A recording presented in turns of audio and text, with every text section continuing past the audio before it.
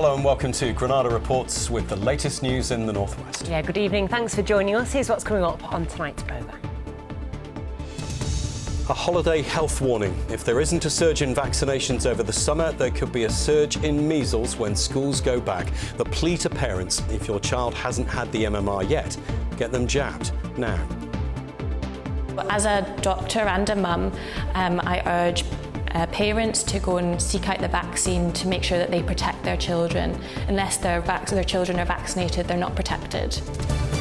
Arrested by armed police, how green-fingered Sam's gardening tools landed him in trouble with the law.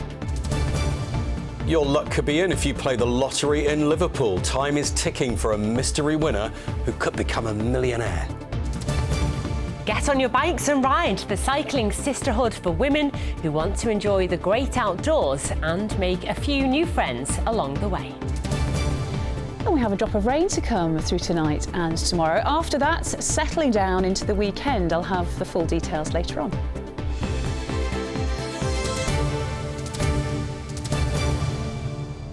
So first tonight, that call to parents to take advantage of the summer holidays to do something potentially life-saving for their families and society by making sure their children get the MMR vaccine. Yeah, measles, a nasty and infectious disease which was under control in this country, is now making a strong comeback. And our region is unfortunately leading the charge. Outside of London, the Northwest has got the worst record on measles cases. Only last month we reported how a child had died with measles at Alderhay Children's Hospital in Liverpool. The latest data shows between the 1st of January and the end of July there were 111 cases of measles in our region. To put that into perspective, that figure amounts to 16% of the 674 cases recorded in England during that time. Yeah, most at risk are children under the age of 10, and there are real fears of measles surging when the schools go back in September unless MMR vaccination rates dramatically improve. A short time ago, I spoke to Dr. Marav Kleiner, the Deputy Director of the Northwest for the UK Health Security Agency. She told me how worried she is about the rising cases. We're seeing most of the cases in children who are under the age of 10 and those who haven't been vaccinated.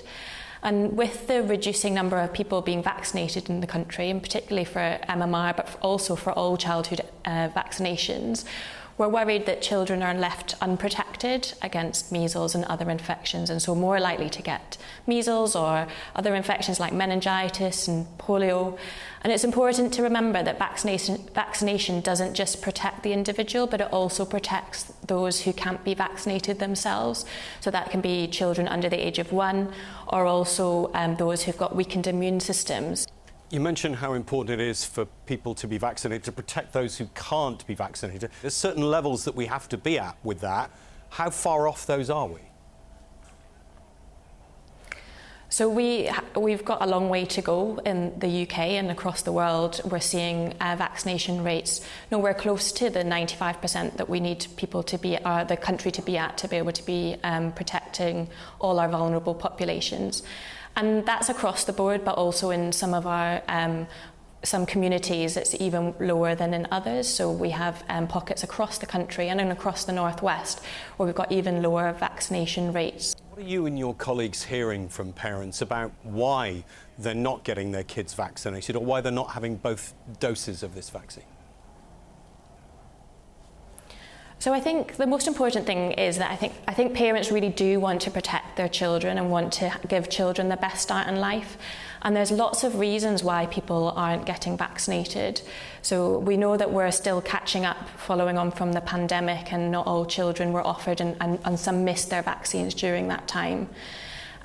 We also know that it can be difficult for parents. It's busy, life is busy, and in order to get a vaccine, sometimes it can be challenging to get to their appointment, or they might miss an appointment or might forget to arrange it. So that can be one of the reasons. Also, we haven't really seen much measles in the last 10 years or so. We don't really see it very often, and parents can get a bit complacent about how serious an infection it can be. It causes cold-like symptoms, so often predominantly a fever, and then a rash that follows on 2 or 3 days later. But And for most people, it can be a serious infection, but for some, it can be really serious and can lead to complications. They can lead to complications with children's lungs or brains, and as you said, can even cause death. For anyone watching who's still thinking twice about getting their children vaccinated against measles, what would you say to them tonight? If you have got any concerns about it at all, then we would recommend having a conversation with a trusted healthcare professional, speaking to your GP or practice nurse or midwife or health visitor to have a chat about your concerns and about your concerns. Dr. Kleiner, thank you so much for your time. Thank you. Well, next tonight, and a police officer could be prosecuted for allegedly leaking CCTV footage of a violent incident at Manchester Airport to the media. The footage revealed how Mohammed Amaz from Rochdale assaulted female police officers in the incident last July, resulting in PC Lydia Ward suffering a broken nose. Yeah, it showed the moments immediately before a police officer was seen to kick and stamp on a man as he lay on the floor. Mobile phone clips of that incident sparked protests in Manchester city centre and Rochdale over police brutality. Now, the police watchdog, the IOPC, has confirmed it's investigating an officer from the Greater Manchester Force, but the investigation has been condemned by the editor of the Manchester Evening News, the newspaper which published the CCTV. Well, I spoke to the newspaper's editor, Sarah Lester, and I asked her why she's critical of the police watchdog's investigation. Well, I think it's ill-judged and not in the public interest. And I'm also really worried about the chilling impact that could have on other people who want to speak out. I think it's really noteworthy that the IOPC have asked us to identify our source to them. Protection of sources is a cornerstone of democracy, and it's just not optional, because when someone comes to us or another media organisation with information, they often do that at sort of great personal and professional risk, and they do it because they think that by getting it out there, something might change or a truth might be exposed. So the idea that they could be investigated for this is really, really worrying, and people like this really deserve our protection. And when you made that decision to broadcast the clip that you did, how important was it to provide that context to give the public a full picture? Because it did diffuse some of those protests, because people were really angry, weren't they? Yeah. Back in July last year, when that footage came out, it had a massive impact. There were protests in Rochdale, and the tram lines and roads were blocked outside Andy Burnham's office, and there was a planned protest at the airport. When we got that footage, we verified it obviously first, and then we discussed it in great detail in the newsroom about the public interest for using it. And we concluded that it gave critical context to what was happening, and decided that it was very much in the public interest, and the public deserved to have the full picture. And it's noteworthy that the protest then stopped overnight. So I think that decision was right, and I completely stand by that decision. And Sarah, should we not be worried, though, that this sets a precedent? As you said, the IOPC would say that they can't have officers leaking evidence to the press. I think that everything in this was done in the public interest, and as such, it was the right thing to do. Sarah, the editor of the MEN Evening News, thank you so much for joining us tonight. Two other stories making the headlines tonight, and more than 230 anti-Semitic incidents have been reported in the North West so far this year. According to the Community Security Trust, Greater Manchester had the highest number of incidents, but figures are down on last year by almost 30%. The charities warn Jewish communities have faced, quote, extreme levels of hatred since the start of the war in Gaza. We've had anti-Semitic assaults, graffiti on synagogues, the full range of hate crimes targeting people, organisations and buildings across the country simply because they're Jewish. So we need to find ways to work together as a society to reduce this hatred. Police have charged 2 more men with murder after the fatal stabbing of a teenager in Bury. Mohammed Afzal, known to his loved ones as Issa, was attacked in the car park of a football complex on Friday evening. In total, 3 men have now been charged. The Care Quality Commission's rated Blackpool's adult social care services as inadequate. Inspectors found there wasn't a strong enough focus on tackling mental health problems as well as drug and alcohol use. Blackpool Council say work's already begun to address the findings.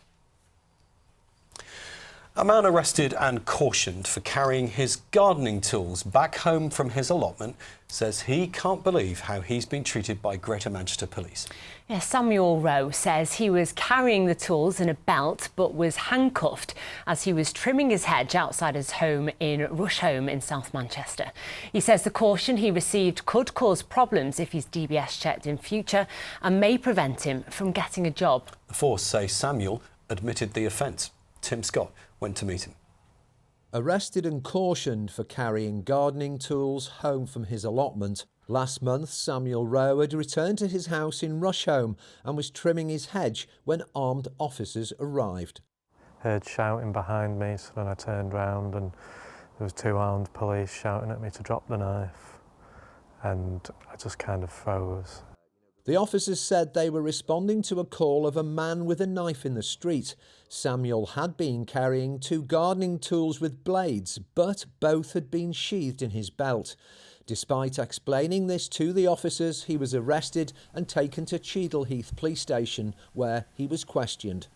Asking me if I was in the army, if I'd ever been in the army, if I told people I was in the army, if I was autistic. At one point, he was asked what an allotment was. It was surreal and frustrating because I thought, you've seen the body cam footage of me doing gardening, and if you don't know what an allotment is, then how am I going to get a fair hearing with this? How were you feeling at that point? I was pretty scared because I thought they'd got it in their head that I was some kind of violent extremist. Samuel had asked for a solicitor to be present, but after more than 8 hours sat in a cell, police failed to find one. He was interviewed without a solicitor as he just wanted to go home. He was given a choice of possible further action from the Crown Prosecution Service, or he could accept a police caution. I didn't know how much longer I'd be in there if they took it to the CPS, and then I thought if the CPS decided to take it further, I might not even get out of the cell. So, you accepted the caution? Yeah.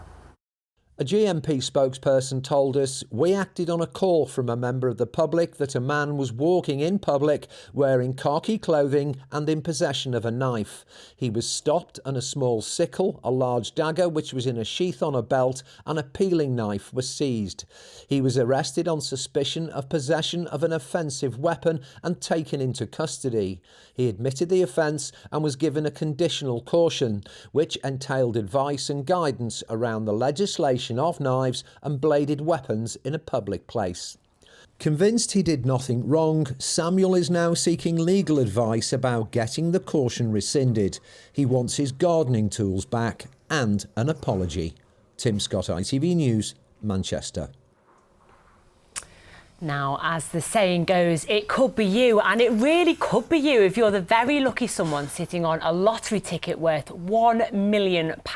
And if it's in their back pocket, they could literally be sitting on £1 million. The ticket, a Euro Millions ticket, was bought in Liverpool earlier this year, and the countdown is on to go and find it, because as of today there are just a few days left to claim all of that money. Yeah, someone somewhere is rummaging through their pockets right now, looking down the back of the sofa, and they've probably got a list of what they'd spend it on. Well, Emma Sweeney's in Liverpool tonight. Emmy, I'm guessing you'd already know exactly what you'd spend it on.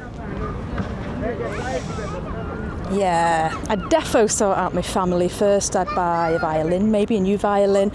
And you know what? I'd probably go to the south of France. I would learn the language of love, and then I would become a wine connoisseur for the rest of my days. But on to the actual winning lottery ticket. Well, it was bought here in Liverpool on the 14th of February, which was Valentine's Day, so maybe you were feeling particularly lucky that day. And if you play the Euro Millions, you know that there's 2 ways of winning the money. You either pick the right numbers, which on this day somebody did, they won £65 million, they were particularly lucky, or you win it through what is called the Millionaire's Makers Code, and that is a combination of letters and numbers that everybody gets. It's an auto-generated code that everybody gets when you enter the draw. That is what this ticket is referring to. So if you live in Liverpool, you need to look out for this number, which I'm about to read out. It is TVXM 66825. You're going to have to act pretty quickly though, because there's only 1 week left to claim the money. While there's still time for the ticket holders to come forward, there's still hope for them to be paid out their prize. They bought the ticket, they're entitled to it, they just need to come forward and claim it. If they don't, then benefit society as a whole benefits, because it goes into the pot for good causes. Now, it was February when this ticket was bought, so a lot of us still would have been wearing our winter coats. We would have still been snuggling up on the sofa. So you need to check those areas, check those coat pockets behind the sofa. The National Lottery say they are ready and waiting with the champagne on ice for the lucky winner. Yeah, someone's got those in a coat somewhere. Emma, if we don't see you tomorrow, I guess we know that it was in your coat. No, Rob, I'd give you at least a couple of days' notice now before I ride off into the sunset somewhere. Emma, thank you so much. And she's really thought about what she'd spend her money on, hasn't she? That's a long list. There's some time gone into that. I am going to be going home and rummaging desperately through all those piles of paperwork scattered around the house tonight. Turn them all in. Right, time now for a look at what's to come on the ITV National News, which is up next. Here's Lucrezia. Coming up on the ITV Evening News, the man who murdered grandmother and mother of 6, Anita Rose, on her morning dog walk, sentenced to life in prison. How to combat the spike in phone theft, the new solution that's being trialled, and one of the most recognisable props in film history, the special piece of plastic that could fetch nearly £2 million at auction. Join me for those stories and more at 6:30. There you go. If you find that winning lottery ticket, you could buy a lightsaber. Yeah. You'll have a bit of cash. Not two. No, Just you won't one. have two of those. On to sport now, and Everton have secured another major signing, Chris. Just before we get to that, when I heard that story about the lottery ticket, you know what? I had a real rummage around down the back of the sofa in the coat pockets. And you know what I found? Absolutely nothing. Ooh. But Everton could do with a few quid because they want another few transfers over this summer. Kiernan Dewsbury Hall has today become their 5th signing of the summer transfer window. The former Chelsea midfielder, who's joined for a fee of around £28 million, has signed a 5-year contract with the Blues. He says the future is bright at Everton and described them as one of the biggest clubs in the country. Now to more on the crisis at Morcambe Football Club, and the Secretary of State for Sport, Lisa Nandy, says crisis clubs can still be saved. Despite being suspended from the National League due to the stalled takeover at Morcambe, last night fans queued to buy shirts which the players may not get the chance to wear. The club is currently shut with no money to pay wages. Too many clubs, including my own in Wigan, have been through this hell over recent years of poor owners bringing clubs to the brink of collapse, and in the case of Bury FC, the fans losing the lot. We passed the Football Governance Act in under a year in our first year of office, and we're working at pace now to set up the football regulator and make sure that this cannot happen to other fans in the future. Yes, hopefully there's a resolution to that for Morecambe fans in the coming weeks. Now, though, to cricket, and Manchester Originals have made a disappointing start to the 100 this afternoon. The women's team slumped to just 95 for 8 with the bat at Emirates Old Trafford. Southern Brave beat that target with 6 wickets in hand and 11 balls to spare. Well, the men's team get their campaign underway in about 10 minutes' time with a very special new signing to show off. Sir Jimmy Anderson is about to embark on his first ever campaign in the 100. The Burnley fast bowler is England's record-breaking wicket taker and impressed for Lancashire in the T20 this summer. Well, ahead of the game against Southern Brave tonight, the recently knighted Sir James has been speaking to David Chisnall. Sir Jimmy Anderson is England's record Test wicket taker and a cricketing legend. During 2 decades at the very top of his sport, the fast bowler who's from Burnley has pretty much seen it all and done it all when it comes to cricket. This season, for the first time ever at the age of 43, there's a new experience playing in his first ever campaign of the 100 after being selected as a wildcard by the Manchester Originals. Yeah, I'm really excited. I think I've obviously been around the 100 with doing commentary and seen a lot of it on TV, so it's to be a part of it. I just feel really excited and hopefully I can contribute to some success. What was it like when you found out you got the wildcard pick? Yeah, I was delighted. Obviously I've been in a few auctions and a few drafts in the last few months and without any success. But having not played T20 cricket or white ball cricket for 10 years, there was always going to be a danger of that. But thankfully Lancashire gave me an opportunity this summer in the Blast, and that went pretty well. So I'm hopeful I can continue some of that form in the 100. It's great to have him around the group. He's earned this opportunity through his performances in the Blast for Lancashire. He's been brilliant. And you watch him play the county championship match last week for Lancs, and he's still running around as good as some of the young kids, throwing himself around, and his energy and enthusiasm would be brilliant around our group. With his England days behind him, Anderson has been a regular for Lancashire this season. He's been a key player for the Red Rose in all forms, taking wickets in the T20s and taking over the captaincy in the county championship. Yeah, it's been great. I've not done a full season of county cricket for quite some time, so to be able to try and have an impact on and off the field with Lancashire, a club that's very close to my heart, has been a great experience, and obviously a really proud moment being able to captain them in the 4-day stuff. So hopefully we can, we've got a little bit more county cricket to come, and still hopeful of a trophy at some point this year. Well, another proud moment for Jimmy was being made a knight by the outgoing Prime Minister Rishi Sunak in his resignation honours list. Have you got used to being Sir Jimmy, Sir James? Sir James, I think, is probably the best way to be called. I think. No, I've not. It's not something that I'll particularly enjoy or want to be called in the future, but it's just a nice thing to have. Now in its 5th year, the 100 is a competition the Manchester Originals have come close to but never actually won before. How fitting then if they could go all the way and win it for a first time in Sir James's first time. David Chisnell, ITV News, Manchester.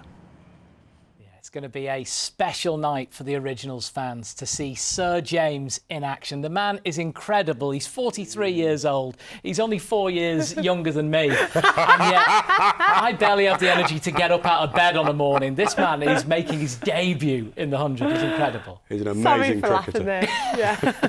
You're very young. Thank you. Very young. Finally this evening to the female cycling group in South Manchester, getting more women on their bikes. The Sisterhood Cycling Collective takes groups out of the city and into the Cheshire countryside or the heights of the Peak District. Yeah, well, their aim is to show that short and longer rides are accessible to all, with the hope of getting more women into the traditionally male-dominated sport, as Jennifer Buck reports. This women-only cycling group meet every week in Didsbury, and the number of members are notching up a gear. Does everyone know roughly what group they're planning to go in? Roughly? It's the brainchild of Daisy Ash and her sister, who grew up riding bikes with their mum, but always felt in the minority. Literally, we'd go out for rides, the three of us, and it would just be the three of us, and we wouldn't see another woman for hours and hours on the bike. So when I moved to Manchester, I decided that enough complaining and I needed to do something about it, and I really wanted other women to have the experience that I did of riding with amazing women and being really encouraged. So the Sisterhood Cycling Collective was born.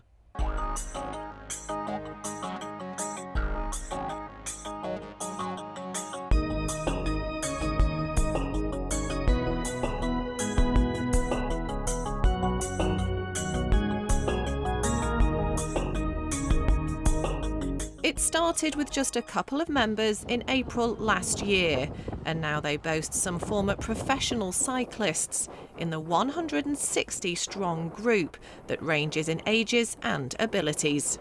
It's really welcoming. It's made me cycle more. I've definitely ridden on days where the weather has been horrible and I definitely wouldn't have gone out on my own. I love that we've all got like a safe space to come and chat to each other. So it's a real sense of community. We all have very different jobs, very different lives, but when we come together, we all have things in common. Community, socialising. I train a lot, but cycling with other women is so important. Alice Wood is a former British road racing champion. She retired professionally last year, but now rides with the group and wants to encourage more women into the sport. There is definitely a change coming. There's a change in women's sport across the board, but also women's cycling is coming from strength to strength, and I think the more that that's seen on telly and the more people you can inspire, and girls from a young age as well, to inspire them, and then that obviously grows with them as well. The group is riding high and encouraging more women to just get on their bikes and ride. Jennifer Buck, ITV News in Manchester. Well, they certainly had the weather for it, didn't they? It wasn't raining then. Let's see if it's going to be raining tomorrow. Here's Jo with the details. Why do I need a shower? I've been out in the rain. The faster you go, the sooner you'll be out. You'll save water too. United Utilities sponsors ITV Granada weather. Thank you. A very good evening to you. Some settled weather ahead to end the week, but before that we have rain moving in through tonight and the first part of tomorrow. It will turn to showers later on in the day, and then it's warming up and settling down as we get towards the weekend. This is the rain band, though, that's pushing in through tonight and the first part of tomorrow, accompanied by some rather gusty winds. It'll clear through to showers, and then after that it's settled and generally dry to end this week, with temperatures on the up. But back to this evening, here in the northwest, starting clear and fine, but you'll notice winds picking up over the next few hours. Cloud will build, patchy rain, and then something heavier, more widespread, moving in from the west into the early hours of tomorrow morning, and that gives us a wet end to the night, rather gusty winds, but it isn't chilly, 12 or 13 Celsius away from towns before dawn. On to tomorrow, and the sun is up at 5:35. It sets at 8:57 tomorrow evening. A wet start for us here in the northwest with gusty winds, lots of cloud cover, mistiness, particularly up on higher ground in the Pennines. But it will brighten, the rain moves away, showers pack in behind it, but by the middle of tomorrow afternoon, most of us can expect some nice fine dry weather, winds dropping down a touch by the end of the day, so 21 or 22 Celsius. Should feel quite pleasant, and it'll be a fine evening tomorrow with much lighter winds across the board. And then Friday looks good too. Dry, settled, plenty of brightness around, some sunshine, temperatures to 21 degrees, which is around average for the time of year. At times it could be breezy over the next few days, but the weekend looked dry with some sunshine to come certainly on Sunday, and that'll be the warmest day of the two. Enjoy your evening. United Utilities sponsors ITV Granada weather.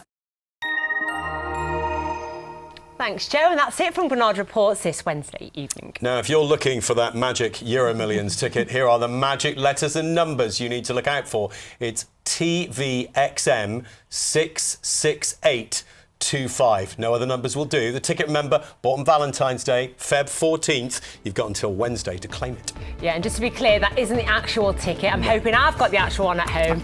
You may see me tomorrow, maybe you won't. That's it. Maybe not. Bye-bye. Bye.